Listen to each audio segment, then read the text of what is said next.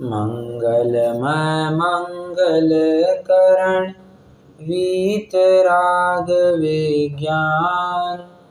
नमो ताहि जाते भय अरहंतादि महान।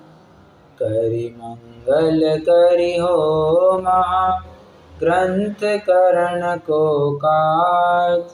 जाते मिले समाज सब पावे निज पद राज।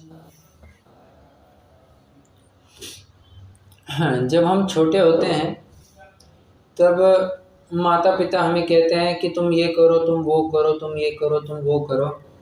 तब हम सवाल यदि उन्हें कुछ पूछते हैं कि ऐसा क्यों, वैसा क्यों नहीं, तो क्या उत्तर मिलता है? तुम्हें जितना कहा है तुम उतना ही करो अभी, बराबर। ज़्यादा सवाल पूछने का कोई स्कोप नहीं होता है। जैसे जैसे बड़े होते हैं वैसे वैसे प्रश्न बढ़ते जाते हैं, भाई ऐसा क्यों, वैसा क्यों, बराबर है। तो कहते हैं तुम लौकिक मार्ग में ऐसी बुद्धि तो बराबर बनाते हो, पारलौकिक मार्ग पर, आध्यात्मिक मार्ग पर जब तुम स्पिरिचुअल लाइफ जीते हो उस समय में तुम्हारी ये स्केप्टिकल थिंकिंग, में प्रॉपर इंग्लिश का शब्द कह रहा हूँ, स्केप्टिकल थिंकिंग, क्रिटिकल थिंकिंग, या जो अनेक अनेक प्रकार से विचार करने की शक्ति है वो कहाँ चली जाती है। अतः सर्वप्रथम जरूरी है कि जिनके आधार से ये धर्मात्मा बने हुए हैं, परीक्षा सबसे पहले उनकी की जाए। क्यों? अगर आधार ही ढीला होगा, वीक होगा, तो महल कैसे बांधा जाएगा। इसलिए सबसे पहले जरूरी है कि जितनी भी तुमने फाउंडेशन बनाई हुई है वो फाउंडेशन को पहले टेस्ट किया जाए। फाउंडेशन में चाहे उतनी बार फेल होने तो कोई बात नहीं, फाउंडेशन एक बार पास हो जाए तो आगे का महल आराम से बन सकता है। कि हाँ, परीक्षा सबसे पहले उनकी की जानी चाहिए। हाँ, अगर आधारशिला मजबूत है तो आगे जरूर बढ़ सकते हैं। आधार यहाँ पर कौन है? पारलौकिक मार्ग पर, आध्यात्मिक मार्ग पर आधार कौन हुआ करते हैं? देव, शास्त्र, गुरु, बराबर। स्पिरिचुअलिटी की जब भी बात आती है इन तीन चीजों की तो बात आती है। देव कौन, शास्त्र कौन, गुरु कौन।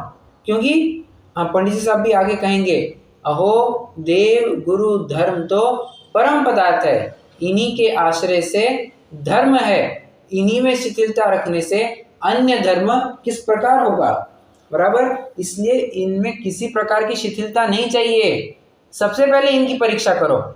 परीक्षा करना ये हमारा क्या कहना चाहिए, ये हाँ अधिकार नहीं कर्तव्य भी है। अपन कहते हैं ना, चुनाव में मतदान करना ये तुम्हारा अधिकार ही नहीं, ये तुम्हारा कर्तव्य भी है। हर भारतीय नागरिक का अधिकार भी है और कर्तव्य भी है। उसी प्रकार परीक्षा करना पारलौकिक मार्ग में ये प्रत्येक व्यक्ति का, प्रत्येक मतलब प्रत्येक, फिर कोई भी जात का हो, कुछ भी हो, किसी भी प्रकार का हो, हर एक को ये अधिकार है कि वो चाहे उस देव का, चाहे उस गुरु का, चाहे उस शास्त्र की परीक्षा करे। और अधिकार ही नहीं, ये उसका कर्तव्य भी है, उसको करना ही चाहिए। यहाँ पर क्या कहते हैं, ब्लाइंडली फॉलो नहीं करना है। हाँ, ओके, अंधानुकरण, करेक्ट। यहाँ पर अंधानुकरण नहीं करना है। परीक्षा की कसौटी पर, तर्क की कसौटी पर जो भी खरा उतरेगा हम उसको स्वीकार लेंगे। हमें किसी भी व्यक्ति विशेष से, देव विशेष से, गुरु विशेष से, शास्त्र विशेष से कुछ भी द्वेष नहीं है, बशर्ते वो वीतरागता और विज्ञानता से ना चूके। तो समझ में आ रहा है? जो वीतरागता और विज्ञानता की बात करेगा हम उसकी सुनेंगे।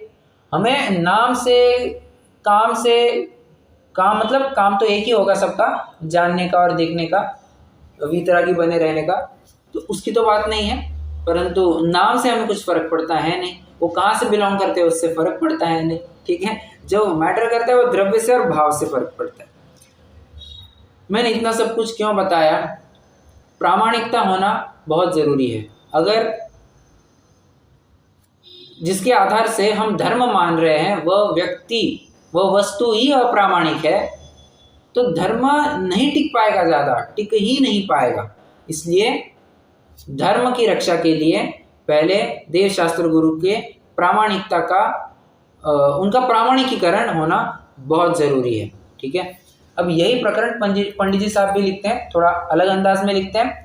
कहते हैं यहाँ पर मैं अभी ग्रंथ की प्रामाणिकता और आगम परंपरा बताऊंगा। हाँ, वे जान चुके थे कि सामने वाला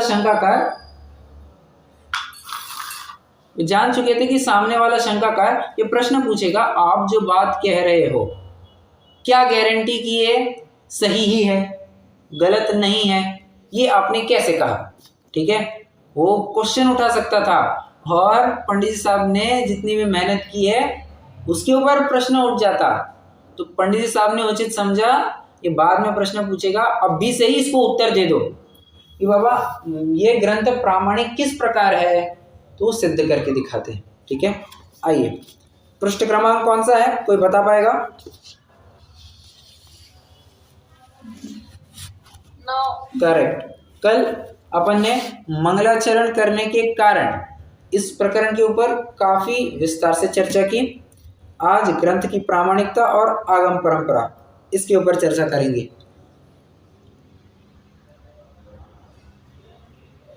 पढ़ते हैं इस प्रकार, मंगलाचरण करके अब सार्थक मोक्ष मार्ग प्रकाशक नाम के ग्रंथ का उद्योत करते हैं।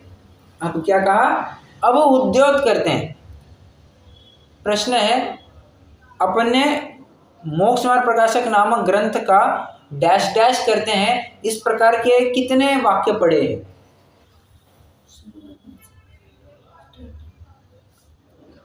उदय होता है। ओके, और लिखा जाता है। करेक्ट। ये दो शब्द अपन ने देखे थे, लिखा जाता है, सबसे पहले देखा था लिखा जाता है, और दूसरा कहा था उदय होता है। अब तीसरा शब्द क्या प्रयोग कर रहे हैं? उद्योत करते हैं। उद्योत करते हैं मतलब, उद्योत मतलब क्या, पहले तो मुझे ये बताइए।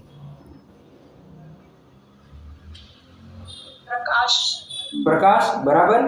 तो कहते हैं जो मोक्ष मार्ग प्रकाशक ग्रंथ है उसको, ग्रंथ का हम उद्योत करते हैं। अब उद्योत करते हैं ऐसा क्यों लिखा? जाहिर सी बात है, ये मार्ग छुप चुका था, अब हम उसके ऊपर बस प्रकाश डाल रहे हैं।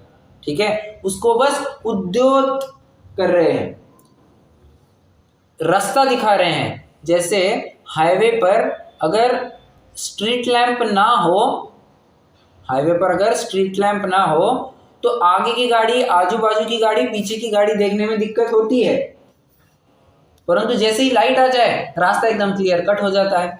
उसी प्रकार ये मोक्ष मार्ग था, काल की वजह से, क्षेत्र की वजह से, दुष्ट जीवों की वजह से बहुत ओझल होता जा रहा था, बहुत कम कम कम कम होता जा रहा है। होता जा रहा था नहीं, होता जा रहा है। आज तो परिस्थिति और भी खराब है। तो हम क्या करते हैं? उसको बस उद्योत कर रहे हैं, उसको बस प्रकाशित कर रहे हैं कि ऐसा मार्ग जानना चाहिए, वास्तविक मार्ग होगा तो ऐसा ही मार्ग होगा। ठीक है, वहाँ यह ग्रंथ प्रमाण है ऐसी प्रतीति कराने के हेतु पूर्व अनुसार का स्वरूप निरूपण करते हैं। अब ग्रंथ की प्रामाणिकता बताना चालू कर रहे हैं। हाँ, पर आगे बढ़ने से पहले यहाँ पर इन्होंने एक शब्द का प्रयोग किया है, पूर्व अनुसार का स्वरूप निरूपण करते हैं। पूर्व अनुसार का मतलब क्या? कोई भी?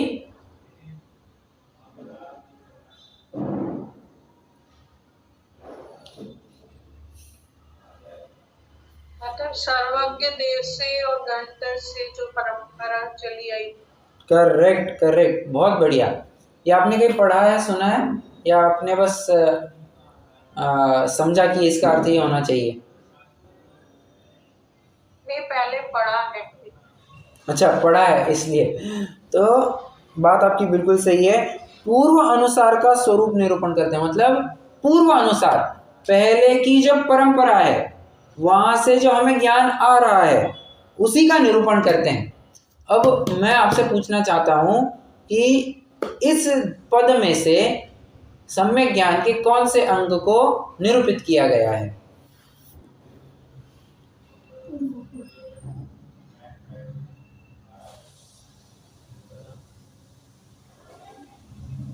विचार कीजिए, बताइए।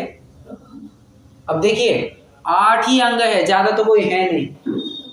सम्यक ज्ञान के अंग पूछ रहा हूं मैं, ध्यान से प्रश्न सुनना। सम्यक ज्ञान के अंग है। विनयाचार आएगा क्या? नहीं, विनयाचार नहीं।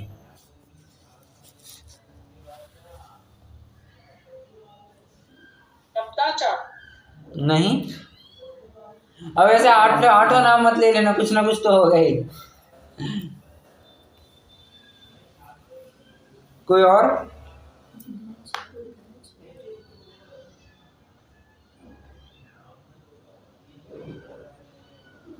अरे कोई और नहीं प्रयास करना चाहिए? वो आठ अंग भी याद नहीं है सम्यक ज्ञान के। अरे ठीक है, यहाँ पर अनिन्नवाचार नाम के गुण की बात कही गई है। अनिन्नवाचार मतलब क्या? छुपाना नहीं। क्या छुपाना नहीं? नाम गुरु का नहीं छिपाना। अभी इसमें क्या बात है, नाम गुरु का नहीं छिपाना? अरे हमने गुरु का नाम भले ही ना लिया हो, परंतु गुरु परंपरा का तो नाम ले लिया ना। जिस परंपरा से हमें ज्ञान होते आया है, हमने उस परंपरा को याद किया, मतलब ही हमने एक प्रकार से गुरु को याद कर लिया। जाहिर सी बात है। तो कहना चाहते हैं कि अनिन्नवाचार नामक अंग का पालन हुआ है। मैं ये नहीं कह रहा हूं अन्य अंगों का पालन नहीं हुआ है, ये खुल करके आ रही है बात। अनिन्नवाचार, नाम बिल्कुल भी छुपाना नहीं। ठीक है, पूर्व अनुसार का स्वरूप निरूपण करते हैं। एक मिनट, जरा एक ही मिनट।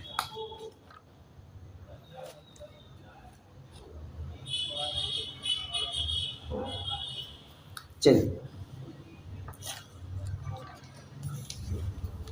अभी अपन अगला पैराग्राफ पढ़ते हैं। अकार आदि अक्षर हैं, वे अनादि निधन है, किसी के किए हुए नहीं है। प्रश्न है मेरा, अकार आदि मतलब क्या?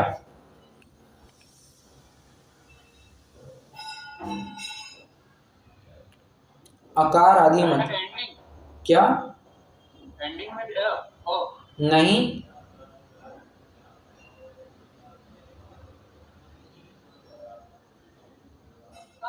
ही जो है शब्द। हाँ करेक्ट, जो स्वर व्यंजन है, जो अक्षर है, यहाँ पर आकार नहीं कहा है, अकार कहा है। ठीक है, तो अ से जो चालू हो उसे भी अकार कहते हैं, बराबर।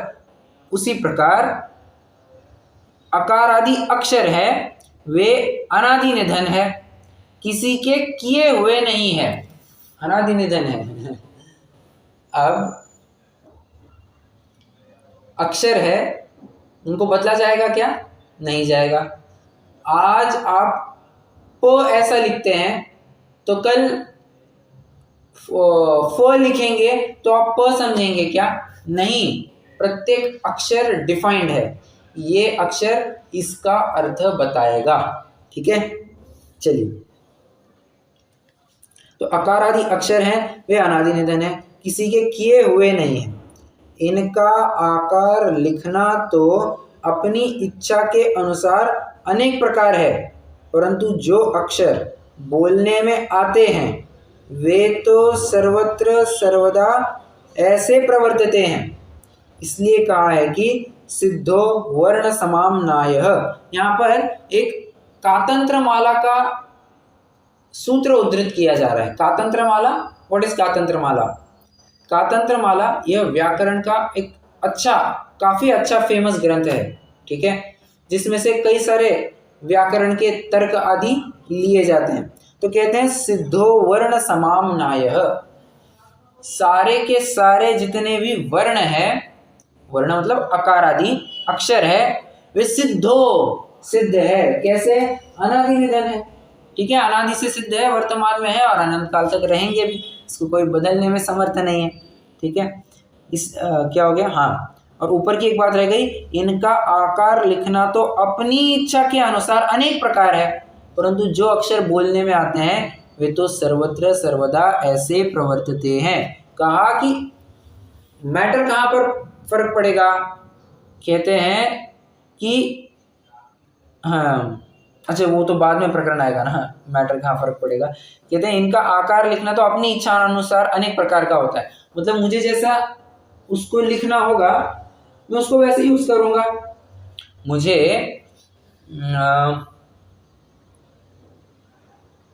एक मिनट,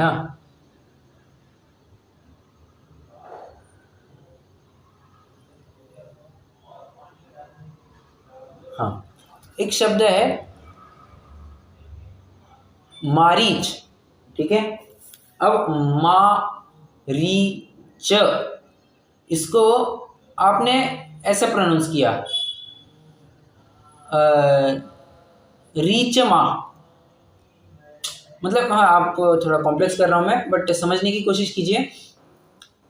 अक्षर तो वही के वह है, क्या? मा एक, री दो, च ये 3 अक्षर है। आप उसको कैसे रिफ्रेम करते हैं ये तो आपके ऊपर है, आप जैसे इच्छा करेंगे वैसे आप प्रेजेंट करेंगे। समझ में आ रहा है? बस यही बात कही जा रही है। आप उसको जिस प्रकार से बोलेंगे वे आकार आदि भी उसी प्रकार से लेंगे, लिखना भी उसी प्रकार से बनेगा। वे तो सर्वत्र, परंतु जो अक्षर बोलने में आते हैं वे तो सर्वत्र सर्वदा ऐसे प्रवर्तित हैं, ठीक है। ये हो गया, इसलिए कहा है कि सिद्धो सवर्ण समाम्नायः। इसका अर्थ यह कि जो अक्षरों का संप्रदाय है सो स्वयं सिद्ध है, तथा उन अक्षरों से उत्पन्न सत्यार्थ के प्रकाशक पद उनके समूह का नाम श्रुत है, सो भी अनादि निधन है। क्या कहा? अक्षर ये तो है ही अनादि निधन। अब अक्षर से बने शब्द वे भी अनादि निधन कहे जाएंगे। अच्छा, वे शब्द जिस अर्थ के वाचक है, अर्थ के वाचक मतलब वस्तु के वाचक है। जैसे मैंने कहा पेंसिल, मैंने क्या कहा? पेंसिल। अब पेंसिल कहेंगे तो प, उसके ऊपर ए की मात्रा अनुस्वार दिया है, फिर स उसको छोटे ई की मात्रा, फिर ल पेंसिल ऐसा लिखेंगे। हाँ वो अनुस्वार में ले, ठीक है। तो ये तो क्या हो गया? ये तो बस शब्द हो गया। परंतु पेंसिल नाम की भी कोई वस्तु है, उस वस्तु की तरफ संकेत करता है ना। तो कहना चाहते हैं शब्द भी अनादि निधन, और शब्द जिस अर्थ के वाचक है वे पद भी अनादि निधन। जैसे मैंने कहा न म क, अब ये न म क ये 3 अक्षर स्वतंत्र है, अनादि निधन है या नहीं है?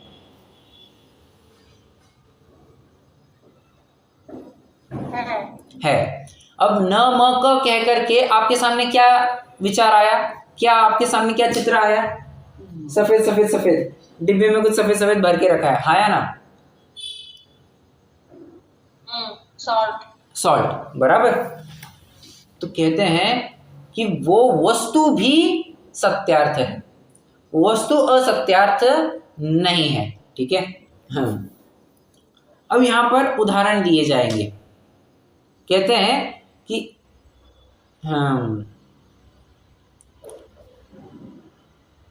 एक माला है, किसकी? मोतियों की। एक मोतियों की माला है जिसको किसी ने खोल दिया, ओके।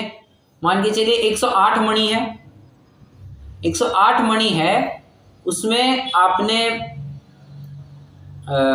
खोल तो दिया है। आपने 108 में से 72 बाजू में निकाल दिए, कितने बचे?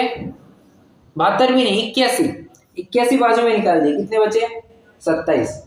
तो आपने 27 को जोड़ करके एक छोटा सा हार और बना दिया, ठीक है।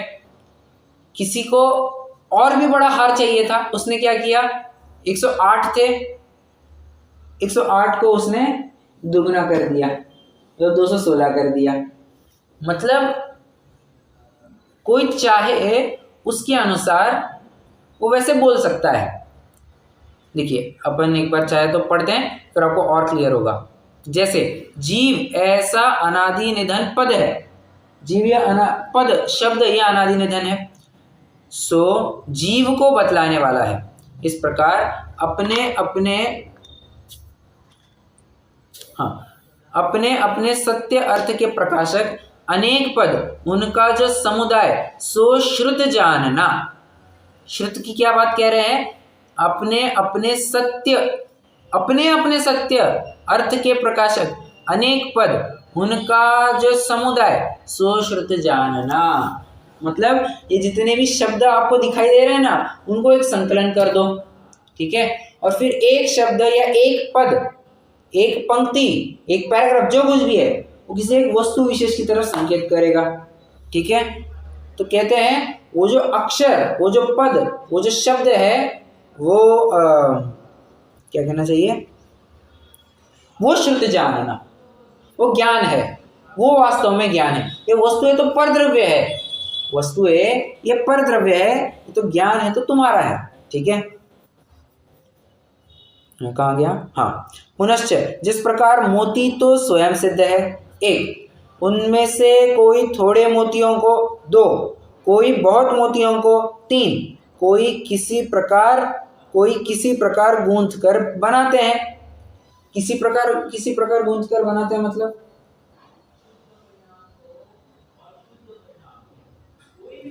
गहना बनाते लिखा हुआ है यहाँ पे। कहाँ पर? अलग अलग तरीके से बनाते हैं, ये कहना चाह रहे हैं। हाँ, अलग अलग तरीके से बनाते हैं, गूंथ कर गहना बना, नहीं, मैं और कुछ कहने वाला था। कोई किसी प्रकार गूंथ कर गहना बनाते हैं, कुछ और ही दिमाग में था। कोई थोड़े मोतियों को, कोई बहुत मोतियों को, कोई किसी प्रकार।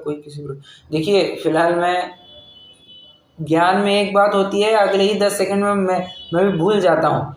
होता है मेरे साथ कभी कभी, गजनी बन जाता हूँ।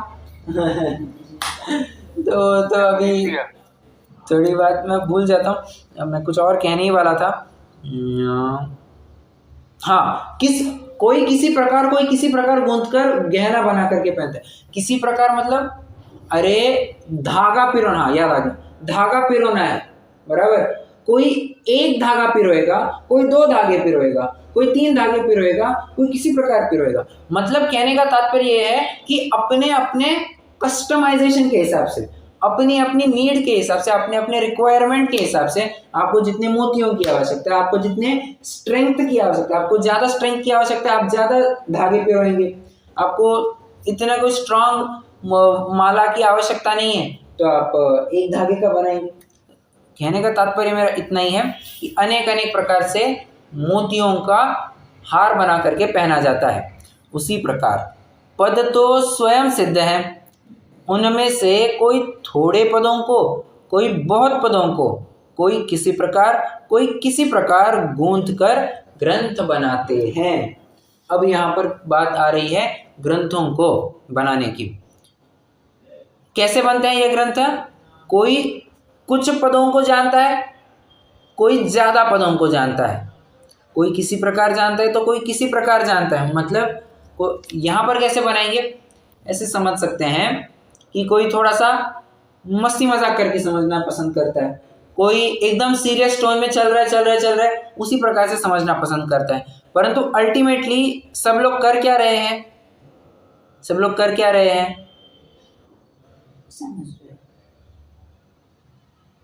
माला बना रहे, क्या राष्ट्र बना रहे, ग्रंथ बना रहे। हाँ, ग्रंथ की बात है ये, ठीक है। तो किसी भी प्रकार से कोई थोड़ी बातों को जान करके ग्रंथ लिखे, कोई बहुत बातों को जान करके ग्रंथ लिखे, किसी भी प्रकार से बात जरूर हो सकती है।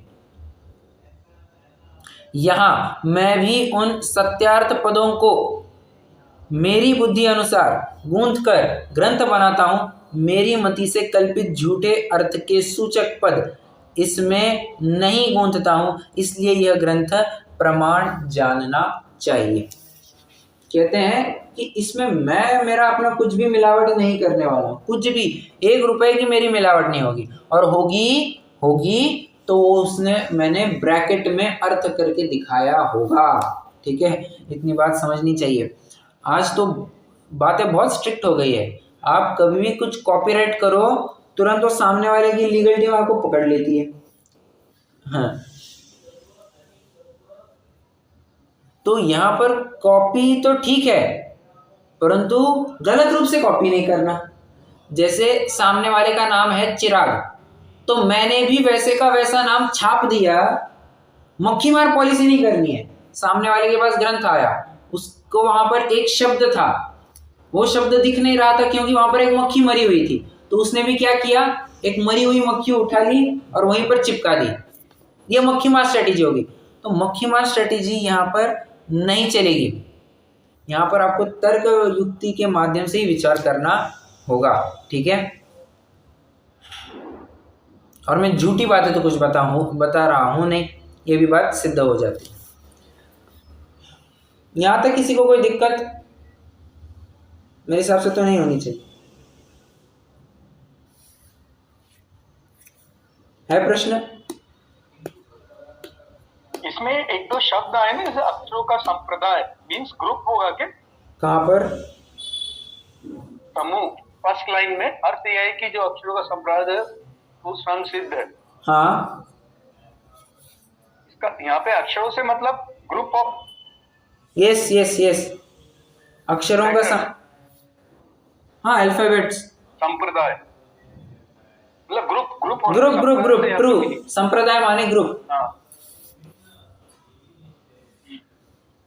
ओके, इसमें एक और बात खुल करके आती है। माल तो देखिए हमारा कुछ है नहीं, जो ऊपर से माल आया है हम उसी को ट्रेड करते हैं, एक। नंबर 2, क्या कहा?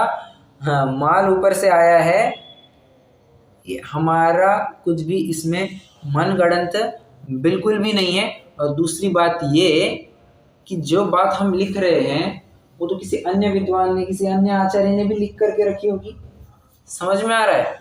किसी अन्य आचार्य ने, किसी अन्य विद्वान ने भी वो लिख करके रखी होगी।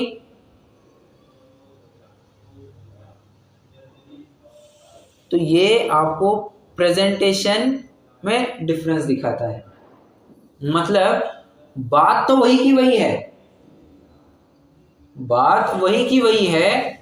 कोई आचार्य किसी अलग रूप से बात रखता है, कोई विद्वान किसी अलग रूप से बात रखता है।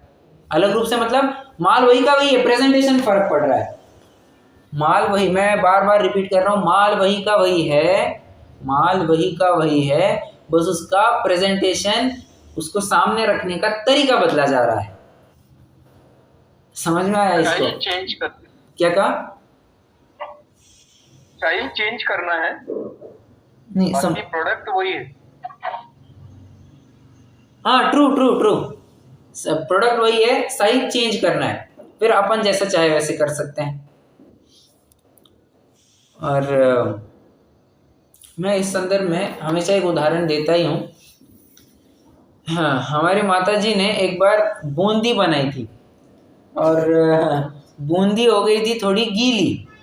मतलब अपन देखते हैं ना कि थोड़ी सी सॉफ्ट या थोड़ी खुली खुली बनती है बूंदी, तो वैसी कुछ बनी नहीं थी, एकदम गीली गीली बन गई थी। तो और मेहमान घर पे आने वाले थे, उनको परोसने वाले थे बूंदी। तो हमारी माता जी बहुत टेंशन है, सच्ची घटना बता रहा हूँ मैं, कोई ऐसी हवाई बात नहीं है ये। तो उनको बहुत टेंशन आ गया कि यार क्या है ये, अब मेहमानों को परोसना है तो ऐसे कैसे परोसे, बूंदी गीली गीली कैसे परोसे। तो मैंने कहा एक काम करो, तुम मेरे पास लाओ, मैं उसको बराबर परोस के रख दूंगा। कैसे? हाँ, इसको कहना इस बार एक कोई नई डिश प्रिपेयर की है, इस बार थोड़ी गीली बूंदी प्रयास करके देखिए, आप क्या खा करके देखना चाहेंगे। अब समझना सामने वाला भी उसी मानसिकता से आया होता है कि कुछ नया खाने को मिलेगा, तो अपन जैसे ही कहे कि कुछ नया मिलेगा, हाँ लाओ भाई क्या है, तो उस एंगल से खाते हैं। अगर हम उसको कहे कि नहीं ये ट्रेडिशनल बूंदी है, तो उस माइंडसेट से जाएगा।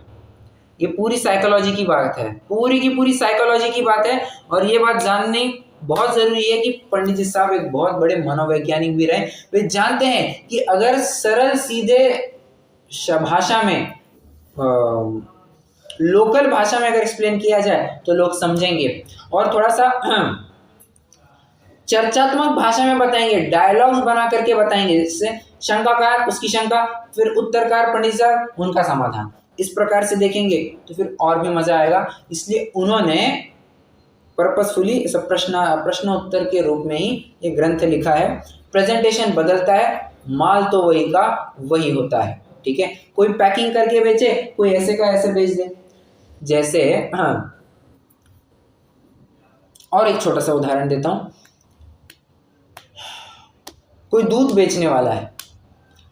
अब एक व्यक्ति रोज उसका अपना बर्तन लेकर के आता है, ठीक है, और उस बर्तन में दूध ले लेता है। और एक व्यक्ति है जो हमेशा खाली हाथ आता है, उसको क्या करना पड़ता है, उसको दूध पैकेट में पैक करके देना पड़ता है। प्रश्न है मेरा, क्या दोनों भी वस्तुएं अलग अलग है या एक ही है?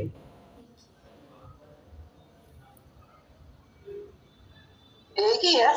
एक ही है। प्रोडक्ट तो एक ही है, पैकेजिंग अलग है। हाँ, पैकेजिंग अलग बन जाता है। तो यहाँ पर हाँ कहना चाह रहे कि अक्षर आदि तो सेम ही है सारे।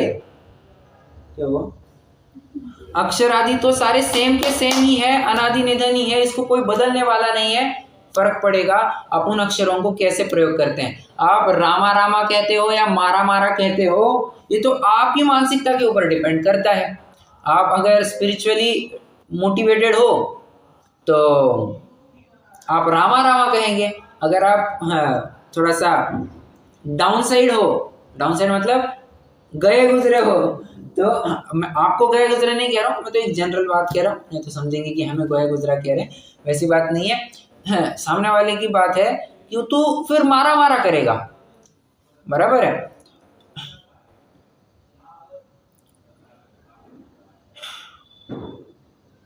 और भी कितने तो भी हाँ, एक मिनट, इसके बारे में मैं आपको कई सारे और उदाहरण दे सकता हूँ। ये तो प्रायः हर महिला ने एक्सप्लोर किया ही होगा। जब भी कभी मैसूर पाक बनाने जाते, कितने जनों ने मैसूर पाक बनाने की कोशिश की है? शुरू में बहुत बना है, my wife has made many time. अच्छा, आजकल बंद है। हाँ आजकल बंद है। ओके। पहले एक्चुअल में एक तो ये रहता है, एक्साइटमेंट रहता है, learning to true make it perfect. True धीरे धीरे it is now no more in the practice. वो बिगड़ने का रूप धारण कर लेता है। वो ट्रिकी है बहुत, उसमें बहुत परफेक्ट चाहिए आपका जो बराबर। अगर आपको शुरू में तो सीखते सीखते बोलिए आपको परफेक्शन आ जाता है, फिर बंद हो जाता है, बराबर, मजा नहीं आता, फिर दूसरी डिश ट्राई कर। आपने पते की बात कह दी कि वो बनाते वक्त शुरुआत में मैसूर पाक होता है, पर बाद में जैसे बिगड़ने लग जाए तो फिर वो मैसूर पाक नहीं, वो बेसन की बर्फी मात्र रह जाती है या बेसन का लड्डू रह जाता है। अब सिंपल सी बात है, बेसन का लड्डू क्या है? घी, शक्कर, चने का आटा हो गया, और क्या लगता है इसमें? और मैसूर पाक भी क्या है? घी, कोई तेल में कर लेते हैं, शक्कर और चने का आटा। प्रस्तुतिकरण से पूरा फर्क पड़ता है। आप मैसूर पाक बना करके रख रहे हो, मेहमानों के सामने आप बेसन का लड्डू रख रहे हो, बेसन का लड्डू रखेंगे, यार क्या बेसन का लड्डू रखा, मैसूर पाक, क्या बढ़िया भोजन बनाया था, मैसूर पाक दिया था। और मैं बार बार लगातार एक ही बात इसीलिए कह रहा हूँ क्योंकि ये हमें समझना चाहिए। आपको कोई एक बात अनेक प्रकार से कही हुई मिलेगी क्योंकि ये प्रस्तुतिकरण की शैली हुआ करती है, ठीक है। आपको कभी कहा जाएगा कि आत्मा तो अशुद्ध है, कभी तो कहा जाएगा कि आत्मा अर्धशुद्ध है, कभी तो कहा जाएगा कि आत्मा स्त्री पुत्र मकान वाला है। ये क्या बात है? अरे प्रस्तुतिकरण है ये, नए मतलब क्या है? पूरी प्रस्तुतिकरण की तो बात है। मतलब इसमें से एक और बात निष्कर्ष निकल करके आता है क्या? आपको नयों का भी ज्ञान समझ में आना चाहिए। अक्षर वे के वे है, अक्षर वे के वे ही है, परंतु आपको नए नहीं समझ में आए तो आपको सही से अर्थ भी नहीं समझ में आएगा। कितने जन फॉलो कर रहे हैं, समझ में आ रहा है कि बाबा हाँ बराबर जा रहे हैं हम। जी भैया। ओके, एक आपने जो इसमें आकार आदि अक्षर है, इसमें अपन स्वर व्यंजन दोनों ले रहे हैं ना? बराबर। शशि जी आप कुछ कहना चाह रही थी, मैंने आपको बीच में रोका था। ये इसमें लिखा है ना, उनके समूह का नाम श्रुत है। श्रुत मतलब जिनवाणी आएगा ना? ओके, वास्तव में आप देखा जाए बहुत बढ़िया प्रश्न है। प्रश्न ये है कि हाँ, ये जो श्रुत है वो जिनवाणी कहलाएगी क्या? वास्तविक रूप से अगर विचार करें तो श्रुत है यह ज्ञान की पर्याय। ये जो अपन जिनवाणी कह रहे हैं, ये जो ग्रंथ हमारे सामने है, ये पुद्गल नहीं है तो और क्या है? पुद्गल ही है। आप हम सभी द्रव्य गुण पर्याय पढ़ करके आए हैं। ये हमारे सामने ये द्रव्य दिख रहा है, द्रव्य कौन सा है? पुद्गल द्रव्य है, बराबर। तो मैं क्या कहना चाह रहा था, हाँ, कि ये जो श्रुत है, ये श्रुत भी यह आत्मा की पर्याय है। कैसे समझा? अरे मति ज्ञान श्रुत ज्ञान, श्रुत ज्ञान क्या है? ज्ञान गुण की पर्याय, और ज्ञान इज नथिंग बट आत्मा। सिंपल सी बात है। समझ में आ रहा है या नहीं आया? जी भैया। लेकिन इसमें एक तरफ तो ये पुद्गल है, हाँ, और फिर आत्मा है, दोनों चीजें कैसे हो सकती है? ओके, आपका कहना है कि लोक में तो इसको जिनवाणी को श्रुत कहा जाता है, यही पूछना है ना? लोक में तो जिनवाणी को श्रुत कहा जाता है। जब हम इसको ज्ञान बोल रहे हैं, हाँ, तो ज्ञान मतलब आत्मा, बराबर। आत्मा इज इक्वल टू पुद्गल हो जाएगा ना? ओके, बहुत बहुत बहुत अच्छा प्रश्न है। बात ऐसी है, हाँ हाँ, परमार्थ कथन तो यही है कि श्रुत यह ज्ञान की पर्याय है, परंतु उस ज्ञान को हमने किसी पुद्गल पर लिख दिया तो उसे हम, उस कागज को भी, उस किताब को भी हम श्रुत कहने लग गए। बराबर है? समझ में आया? ये एक्सप्लेनेशन सही। ओके, वो पुद्गल की वैल्यू बढ़ गई है, जीव के बराबर हो गई है बिकॉज ऑफ ज्ञान। करेक्ट, वो बस ज्ञान। अब एक सिंपल सा एग्जांपल मैं आपको देता हूँ। मान के चलिए अपना मोक्ष मार्ग प्रकाश, फॉर एग्जांपल मोक्ष मार्ग प्रकाशक चालू होने वाला है, ठीक है? तो उस केस में आपको एक नोटबुक परचेस करनी है। ये तो प्राय उदाहरण दिया जाता है विद्वानों द्वारा। तो आप नोटबुक परचेस करने गए, अब जिस दुकान में उसने क्या ऊपर से, हाँ, एक 200 पेजेस नोटबुक दे रहा, उसने ऊपर से फेंक करके दे दी, ठीक है? अब आपने क्या किया, घर पर आए, उसके ऊपर लिखा मोक्ष मार्ग प्रकाशक। मुझे बताइए, आप उसको गलती से भी नीचे फेंकेंगे क्या? रखने की भी, हाँ, मैं फेंकने की बात कर रहा हूँ सीधे। नहीं। क्यों नहीं फेंकेंगे? क्योंकि उसमें अब वो पूज्यता आ जाने वाली है, वो पूज्यता आंक रहे हैं। और मुझे बताइए, हम मूर्ति में भी भगवान की स्थापना करते हैं, वो पुद्गल में जीव की तो स्थापना कर रहे हैं, बराबर। ये दूसरा तर्क हो गया। तीसरा तर्क मैं आपको और देना चाहूंगा, और प्रबल तर्क है। जानते हैं, धवला में कहा है जिनवाणी को कथनचित चेतन कहा गया है। क्यों? वे कहते हैं ये जिनवाणी जो है, ये भगवान की वाणी, और भगवान ये अलग अलग थोड़ी ना है, ये तो कथनचित एक ही है। तो इस प्रकार से कभी कभी आगम को भी, श्रुत को भी, ये जिनवाणी जो है, जो अपन पढ़ रहे हैं, इसको भी चेतन कहा जाता है। समझ में आ रहा है या नहीं समझ में आया? हाँ जी। ओके, आपको नहीं समझ में आया तो बताना। हाँ, तो यहाँ तक तो आकर के अपन रुके हैं, ठीक है? अब मैं आपको दो ऑप्शन देता हूँ, या तो अपन पेपर डिस्कस कर लें, या अपन आगे का थोड़ा कंटिन्यू करें।